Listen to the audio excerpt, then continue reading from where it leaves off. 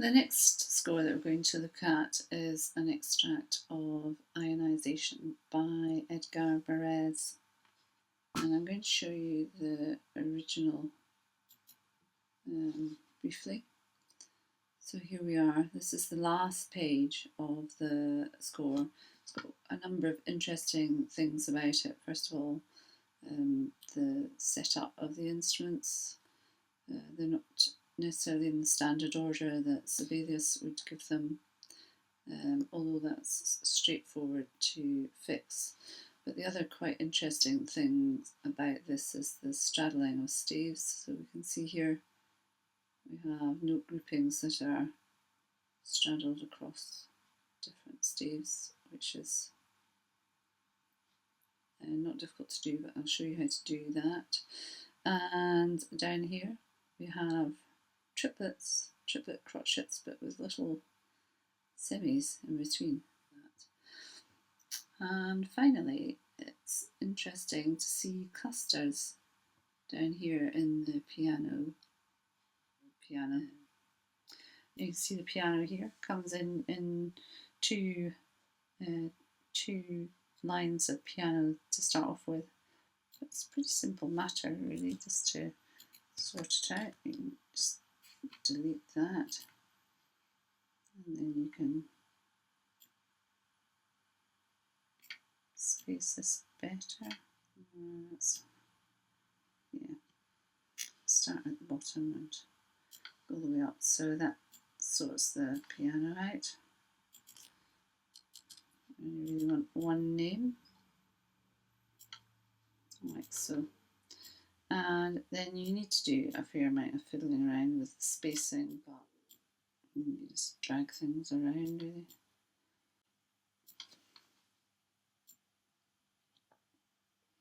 Until you have it in more of a format that resembles the score. I'm not going to do all of that at the moment. We want a tam -tam clear. Go control click on a blank bit of the screen, text, other staff text, plain text. Click roughly where you want it and type it in. Tam clear. Actually, to be accurate about it, I don't think it had capital here or here. Okay, and we would do similarly with that. I'm not going to change that just now, just for doing it quickly. Now to get the brackets, you see that there's these sort of little brackets here, which are grouping instruments together. It's easiest just to use text brackets. So again, if you just go control and click, go down to text, other staff text. My mouse is sticking. And then click in there. Choose the bracket on your keyboard. It's too small, as you see. Just highlight it and then we can increase it to fit nicely and just position it. Okay, that gives you the idea. I'm going to space these a bit better.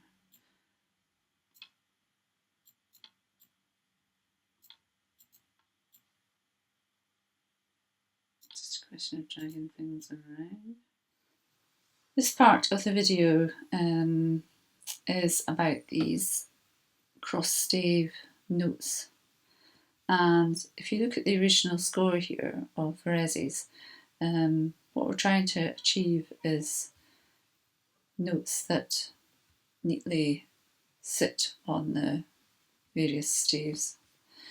And there's a potential problem with this in Sibelius. The way that I started doing this was to set up the score with the different instruments as Varese has specified here as much as possible anyway. And and then into the notes and drag them onto the stave. So, you know, it kind of looked as though it was okay like this. But the problem is that it doesn't actually lock the notes onto the stave. So you can see them jumping about there. So the way around this is in setting up the score to choose the same instrument and just choose 5 staves, and then you can change the name of the instruments, and that will then lock the 5 together. Sibelius will do that automatically, and then it's a bit easier to get the notes onto the correct staves. So I'll just show you how to do that. In the original score here, what we're trying to do is this last group of notes here. So I've put the rhythm in here in the middle stave. You can see the first note is on the middle stave, in other words the third one, and then the next note goes down to the fourth one, and then the next note goes up a stave. And the way to get that is by highlighting this note,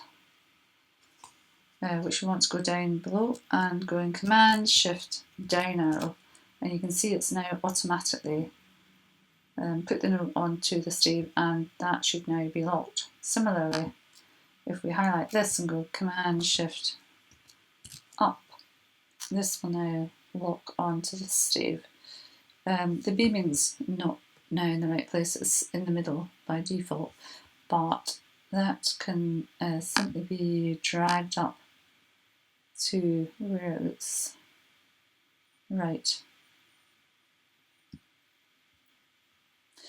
It's worth looking at this grouping, which jumps more than one stave up or down. It's jumping 3 staves, and there doesn't really seem any way to do that in Sibelius.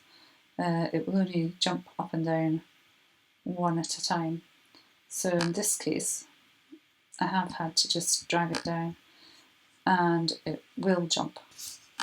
That's unfortunate, but there isn't really any other way around it. Right, and then the last thing to do is just make the notes small. Here we are. And there we have it.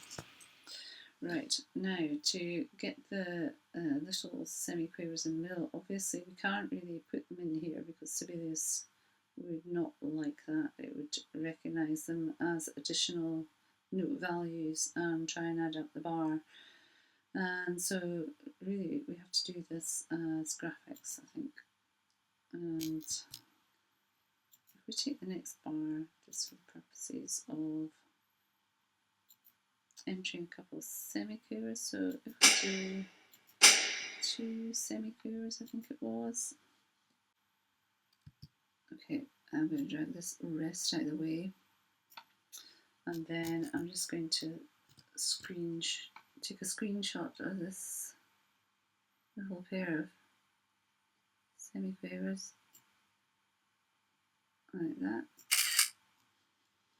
Okay, and then if we just go back to our annotations, click the graphic, pick the latest screenshot, open that, and you can see that it's come in too big again, but it's just a question of shrinking it and pulling it up into the space.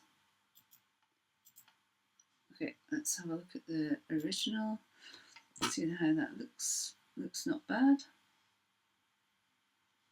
We need to put in the expression, so Command E, oops, and actually it's worth noticing that if you don't hold down the command and just put in MF, it comes in regular type rather than bold type. So hold down command and type MF, comes in bold type, which is how it should be in a score. And that's how you do graphics. Okay, and the final couple of things I want to show you is firstly the tie overs from the previous bar. Now in this case we're doing an extract, but we can see that these notes are tied from a previous bar. It's difficult to do that in Sibelius when we have only a one-page extract here. So the best way to do it is to bring in slurs,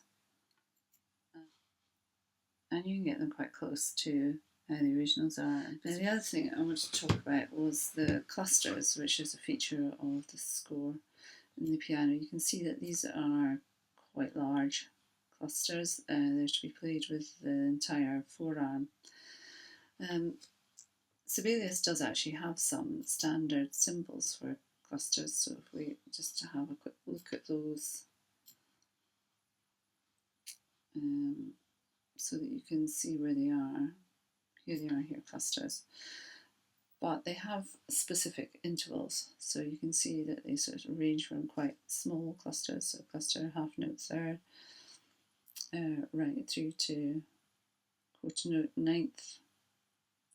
And there are a couple of cluster lines here, but they are quite inflexible in terms of how they look on the stave, so whilst it might be alright if you're doing your own thing and you want to denote a cluster, if we're trying to get this score to look exactly like Edgar Varèse's, it's not going to work or do the trick. And neither are these ones because the interval is not large enough. So to do the cluster, we want to have two voices, voice 1 and a voice 2, which is why we now see two rests like this. And when it lights up green like this means it's the second voice. When it lights up blue, it's the first voice. So we'll now put our notes in, and we want a dotted minimum.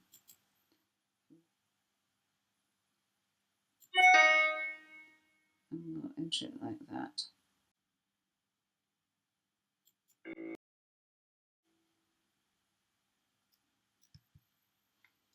Okay, so to make the line on this side, we can just drag the stem up, and to get the line down here, it won't really extend down, so what we have to do is to use a thin vertical line.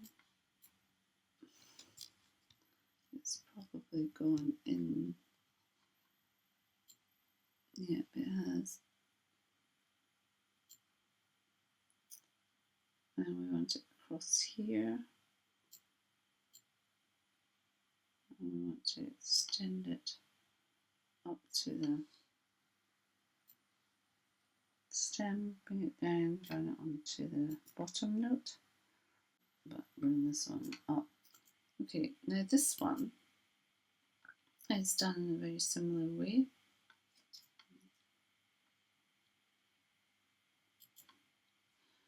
It's simply a case of drawing up the stem too. You can see the green as we did before, and then putting in a thick vertical line. So you can see I've picked up a thick vertical line. And again, if your menu doesn't have one of those, then you need to make one. It's easy to do again. You just press lines, pick a line, go new, and all you need to do to make it thicker is whatever the width is. You would just